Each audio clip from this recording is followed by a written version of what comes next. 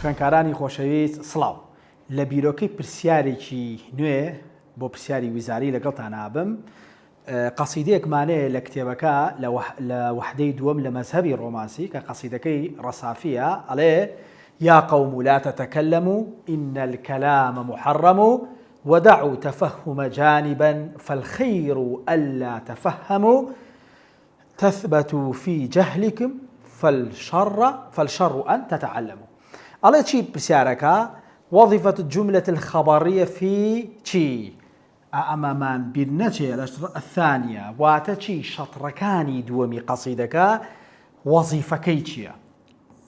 سيري كباوشي من طبعا خوشي بيوتي جملة كان خبرية إما لكتابك جملة ياخد ككتابك زياتر بيوتين أسلوب سيجورة أسلوبك معناه بيوتري إنشائي أسلوبك معناه بيوتري خبري أسلوبك معناه بيوتري شرطي أما أنا ناسينوكاني خوندوتا أسلوبي إنشائي بونمونا بفعل أمر بنهي باستفهام بنداء أمانة ناس لتواني أسلوبي خبري بونمونا بجملة اسمي شبه جملة فعل مضارعي مرفوع منصوب فعل ماضي لم ولم أمانة ناس لتوا أسلوبي شرطيش بأداتي شرط ناس لتوا بلام أم برسيارك خوي بيوتي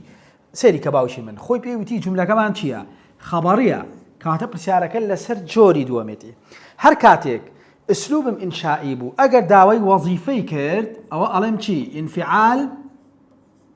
وتاثير هر كاتك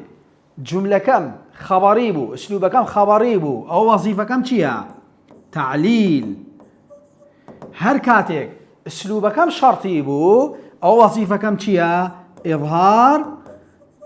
نتيجه اگر سيري شي نيوة دياركاني دوم كي أقدار به ما دام على الشطر دوم كاتا مصر بشيلين أمامنته إن الكلام محرم فالخير ألا تفهموا فالشر أن تتعلموا ما دام أم أسلوبا إن دسي بيكردوا بألف لام دسي بيكردوا بألف لام دسي بيكردوا كاتا أما همي چيا خبرية بسيارك داوي چيا كا